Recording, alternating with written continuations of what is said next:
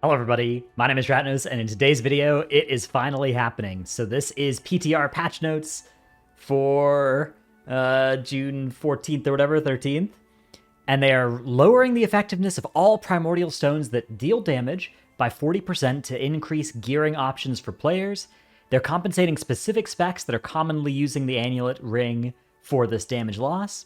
Alongside this, we're reducing the effectiveness of damage to healing spells to maintain similar healing outputs. The effectiveness of damage to healing spells to maintain similar healing outputs. This will result in an overall increase in healer damage in content where the Onyx Annulet is not utilized, but we feel there's room for healer damage to increase in this space without overly incentivizing offensive play. Okay? So, let's go through the specifics here. First of all, we have Death Knight. Ghouls now have more health. Death Coil healing has been increased. Blood DK, all ability damage has been increased by 8%. Vengeance Demon Hunter, all ability damage has been increased by 4%. So again, this is PTR notes. So this is not coming like next reset or something. This is coming, well, maybe, I don't know. I don't know when 10.1.5 is coming out. I feel like it's maybe kind of soon, but it's not imminent necessarily. Maybe it is. I feel like we would know if it was next week by now. Druid now has a rebirth mana cost, but unchanged for Guardian Druids in bear form. Balanced Druid is getting, so they're reducing the mana regen rate of Balance and Feral Druid by 50%. Increased by a smaller amount. So I guess they're reducing it by less than 50% if this is like 100% on top of what they used to have, right? They maybe went from 250 to 200. I don't know. Ferocious Bite damage has been buffed.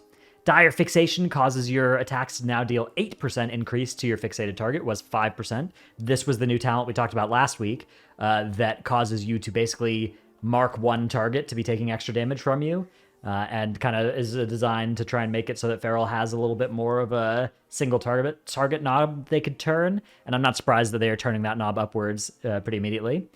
Primal Claws has been removed, and they've put Dire Fixation in its spot. Rampant Ferocity has been redesigned. So this is the Ferocious Bite. Ferocious Bite dealing damage per combo point spent to nearby enemies affected by your rip.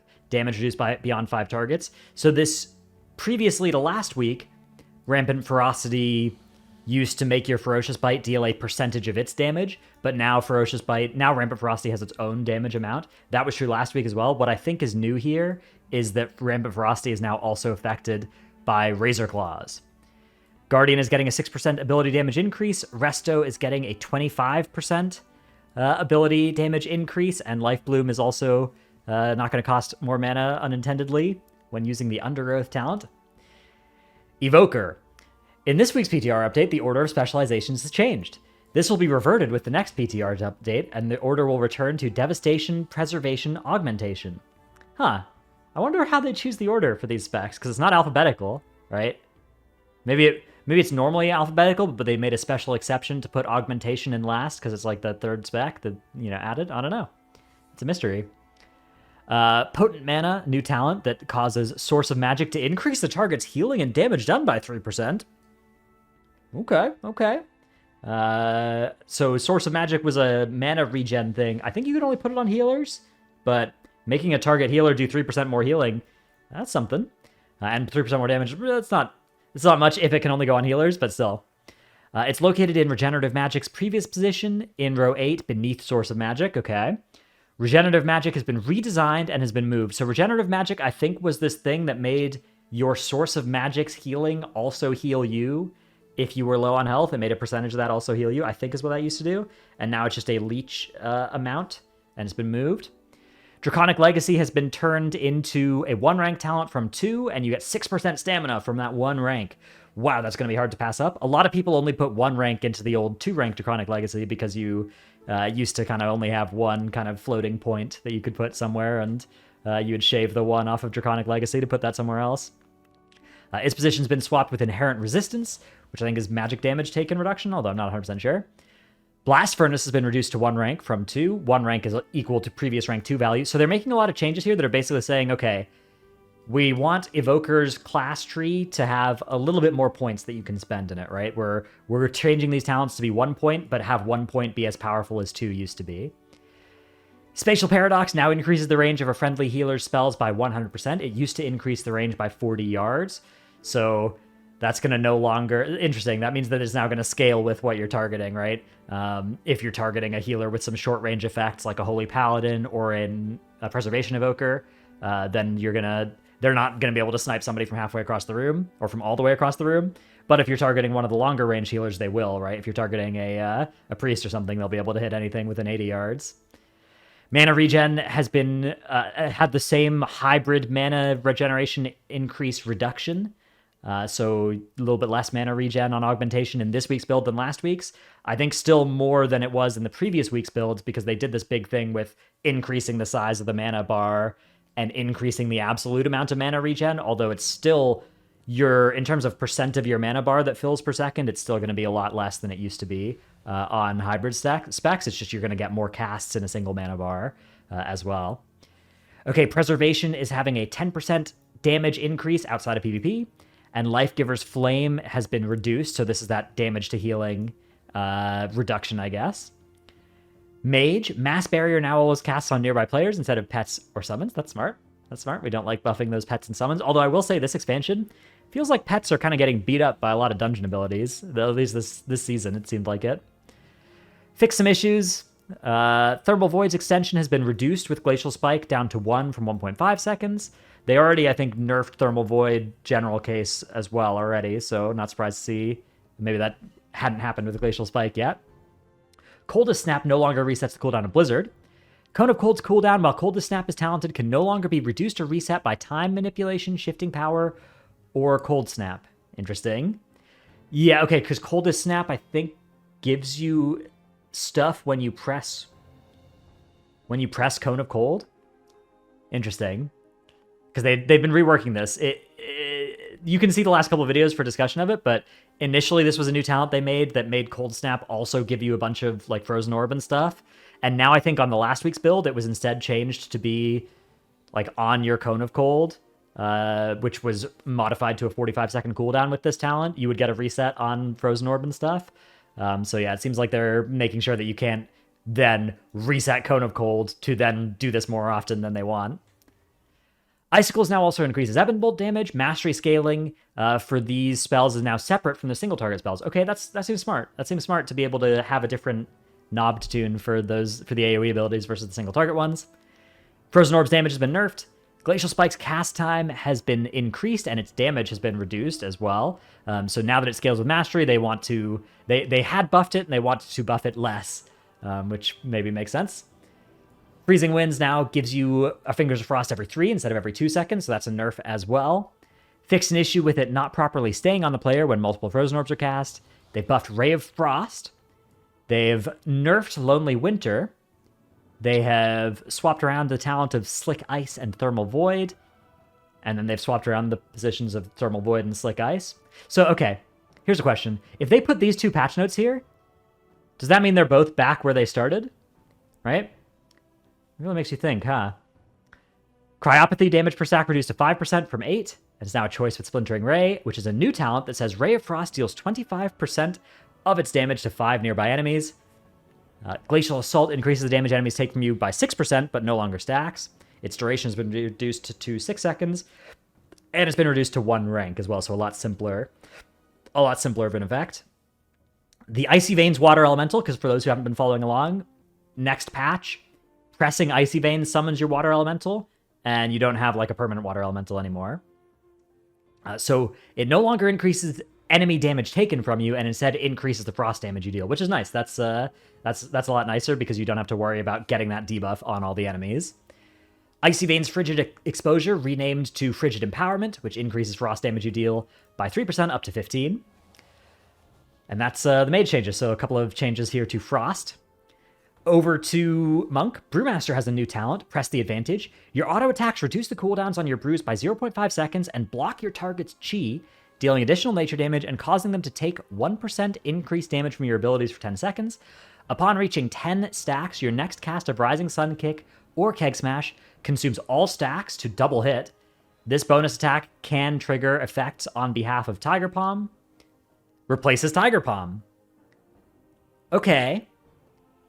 So this is basically, you want one less button for Brewmaster, you can talent into press the advantage instead. Now you don't have Tiger Palm to press, and every 10 stacks of press the advantage based on your auto attacks, you get a Tiger Palm effect trigger, and you get the Tiger Palm Brew CDR just on your autos.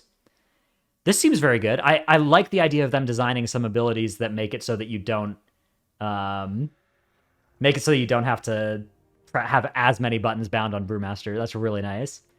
Bonus attacks from Press the Advantage trigger Chi Surge when talented and have a chance to summon New Zhao when Call to Arms is talented. Okay, that's cool. Ability damage increased by 7%. Rising Sun Kick and Blackout Kick damage increased by 20%. Tiger Palm and Invoke New Zhao damage increased by 50%. Wow. Invoking New Zhao damage being increased as well. That's going to maybe make Call to Arms more interesting as well. Mistweaver, 10% damage increase outside of PvP. Ancient Teachings has been nerfed, and Font of Life now increases Essence Font's initial heal by 25% instead of a static amount. And here it is, the Windwalker change we've all been waiting for.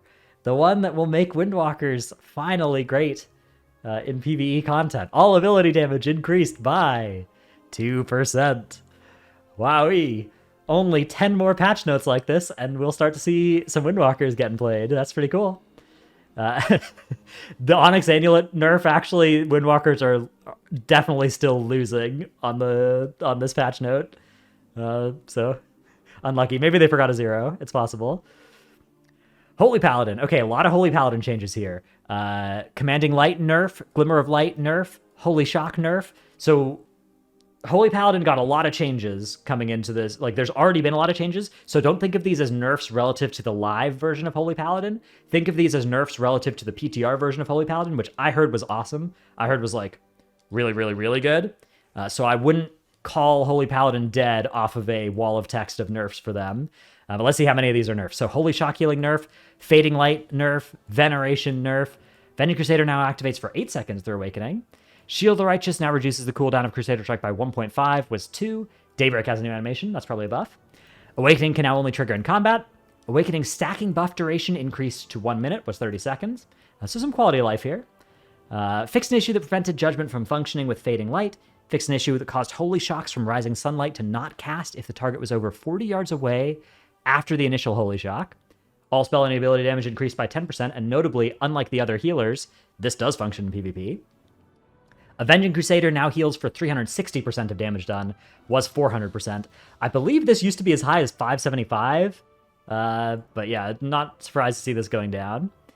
Intercession now costs 2% of base mana, was 0%, so this is the same as the Rebirth change we saw for Resto Druids. They're adding a mana cost to B-Res, so healers will be in pain if they have to cast V-Res now. It'll be a DPS job more. Overflowing Light absorbs duration has now been increased to 8 seconds as well from 6, so quality of life buff, but a lot of nerfs coming into Holy Paladin. Still wouldn't be surprised to see the spec be very good. There's a lot of nice stuff coming with the rework this coming patch anyways. Protection Paladin, Word of Glory now has a mana cost. Interesting. That's weird. Like, that's a strange effect, because Word of Glory is something that you cast on yourself as part of your... you get free Word of Glory procs that make it free in terms of holy power. I wonder if they make it free in terms of mana. Interesting. Mana regen, there's the same hybrid mana regen toning back from last week's build, and 4% all ability damage buff. Rep Pally's getting the intercession mana cost increase. So all of the... It looks like tanks aren't getting this increase. The same happened for Guardian Druid, but it is happening for the other B-Res specs. Word of Glory now has that base mana cost. Hammer of Wrath now generates holy power when cast on immune targets. Fix some tooltip errors, fix a tooltip issue, and all ability damage increased by 2% for Rep Pally. Priest, all ability and spell damage increased by 10%. Atonement now transfers 36% from 40% of all damage as well. So this is actually not... That's... Like, overall, this doesn't lower their healing, right? Because their damage has been increased by 10%, and then the Atonement transfer has been lowered by about 10% as well, right? So... this kind of all washes out, and their damage will be increased, which is what it said at the top, so we should be unsurprised to see that. All spell and ability damage increased by 10% for Holy. There's that same change. And again, this one does apply to PvP combat. The Disc one does not. Rogue, Outlaw. Developer's note: we plan on compensating Outlaw Rogues for the Onyx Annulet adjustment, but we'd like to address Ghostly Strike affecting item damage at the same time. We expect this to be in a future 10.1.5 PTR build. This is good. Putting little notes like this for specs that you have plans for, or that you know people are going to be mad that you didn't post a note for, which Outlaw is definitely one of those specs. This is good. Sub-Rogue is getting a 4% damage buff as well to all abilities. Again, a lot of specs are getting damage buffs here. It looks like they're not really doing any all-ability nerfs. They're mostly just nerfing or buffing. Like, whenever you see all-ability in today's patch notes, it's being buffs of like 2 to 10% of all damage from some specs. I would say don't fixate too much on the old specs as well. Like on how the specs are on live, because a lot of this is going to be based on, like, these are specs that we're using Onyx Annulet that are getting these buffs to compensate. And it looks like these are mostly buffs to compensate for Annulet, and they're not buffs. So that's why we're seeing tank specs, even some good tank specs, getting these buffs, right? Even, Guardian, Vengeance Demon Hunter, Prop Paladin. These are specs you think of as already pretty high damage specs. But they're just, right now, all they're doing is they're trying to just compensate for the Annulet change. They're not trying to also buff and nerf the damage of specs that look like they need buffs and nerfs. At least that's what it looks like to me. And then that's supported by the fact that they didn't do it for Outlaw Rogue, but they left a note that said, we're planning to do that, right? That's just something we're not going to do here. Ellie Shaman has that same mana regen change. Enhancement Shaman. We want to encourage players to replace their Dragonflight Season 1 set with the new Season 2 set, and are lowering the haste value from the Season 1 set. The new Season 2 set has introduced some interactions with Chain Lightning, where the spell might be used even on single target encounters. So we're reducing the Season 2 set bonus interaction to keep Chain Lightning as a spell to only use when fighting multiple enemies. We're increasing the damage to your core melee attacks, which will boost your damage up to compensate for the tier set value adjustments, and make your damage profile less reliant on the Dragonflight set bonuses. The combination of all these changes should increase your single target damage slightly, while keeping AoE damage roughly the same. Yeah, Enhancement was one of the specs that was least excited about equipping their Aberrus set, and most interested in potentially keeping their Vault set. So I'm not surprised to see them do this. This first bit of nerfing Season 1 set. Nerfing the Season 2 set, you gotta be careful, because if you nerf both the sets, then maybe the Season 1 set will still be good. Let's see exactly what they've done. So they've buffed Storm Strike and Wind Strike damage, but not in PvP. They've buffed Lava Lash damage and Ice Strike damage. They have nerfed in half the 4 set of Vault of the Incarnates, and they have nerfed by they've cut into a fifth. They've nerfed by 4/5. They've nerfed by 80% the Aberrus 4 set. Interesting. I wonder if this is going to achieve what they want of people unequipping their Vault set bonuses or not. Maybe. We'll see. I mean, the overall damage isn't getting nerfed because of these buffs, right? But I wonder, if they want to increase the relative value of the new set bonus, I think they got to be careful. I guess you still don't have to cast Chain Lightning, right? So maybe the goal here is just to make sure you're not casting the Chain Lightning on single target. And I don't know how far behind Lightning Bolt or whatever was. I actually don't know what the set bonus does off the top of my head. I would assume it makes Chain Lightnings and some other stuff more damage. So if only the Chain Lightnings have been nerfed, then on single target, it's probably not an 80% nerf. It's probably a however much farther ahead Chain Lightning was than your other options nerf. If it is just Chain Lightning, though, then yeah. I guess I could look this up. Let's see. Aberrus set bonus enhancement Shaman. This is a pretty easy thing to look at. Although I guess... Okay, yeah. Crackling Thunder increases the damage of your next 2 Chain Lightnings. Oh, okay. So it does amp your Chain Lightning. Volcanic Strength and Crackling Thunder. Interesting. This could be an old version of it, but if it only affects Chain Lightning here, I wonder if this is going to be enough to make you... I guess there was some other value from the Volcanic Strength part of the set bonus. I'm not an Enhancement Shaman theory crafter. The Enhancement Shamans are probably already yelling in the comments about how foolish some of the things I've said here has been. So let's just say I'm not sure. I'm not sure if this is going to accomplish what they want here. Okay. Warlock, Nightmare's been redesigned. Now increases the amount of damage required to break your fear effect by 60%. And demon customizations are now available in the barbershop after learning the Grimoire. Prot Warrior, all ability damage increased by 6%. Again, this is an Onyx Annulet adjustment. Players that have defeated Garrosh, Hellscream, and Siege of Orgrimmar may now skip directly to the Inner Sanctum on all characters on the account by reading the scroll hanging on the wall near Loremaster Cho at the entrance. That's nice. They want people to be able to get those. That's going to be really nice. Now we can start spamming garages for those shoulders or the scorpion mount if you need it or whatever.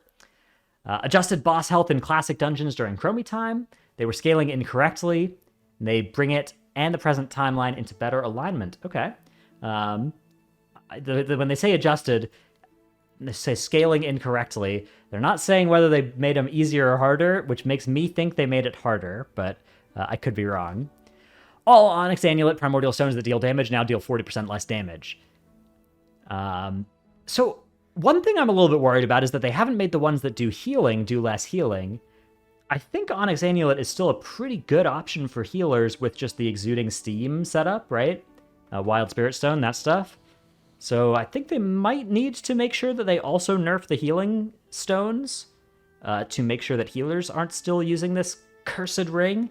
But I guess, yeah, just a bunch of PvP changes at the bottom here. Yeah, we're not going to read those. Go read it yourself if you care about what's happening in PvP. I celebrate the nerfing of the Onyx Annulet ring. That is over. It is past time for this to happen.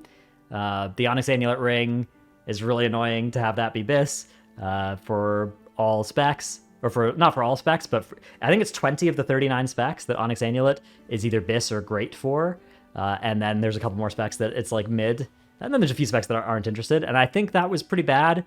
It's always annoying when you have a new patch and then, you know, you want to make a new character or whatever. And it's like, okay, time to go to the Forbidden Reach and farm an Onyx Annulet. And I'm speaking as somebody who farmed almost all of my Annulets in the week before this patch came out. So, I had sunk my cost into the Onyx Annulet already and haven't had to do much Onyx Annulet farming since then. I've done like one ring on one rogue, but mostly I think it's an annoying barrier to new characters.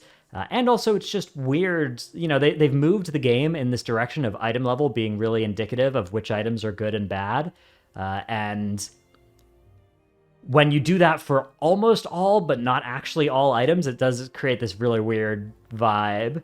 Like if they bend over backwards in a lot of places to make sure that we aren't keeping items that are 30 item levels lower, and the Onyx Annulet was one such item, and I'm glad to see it getting nerfed. I hope the 40% is enough. I think it probably will be. That sounds like a lot. That sounds like enough.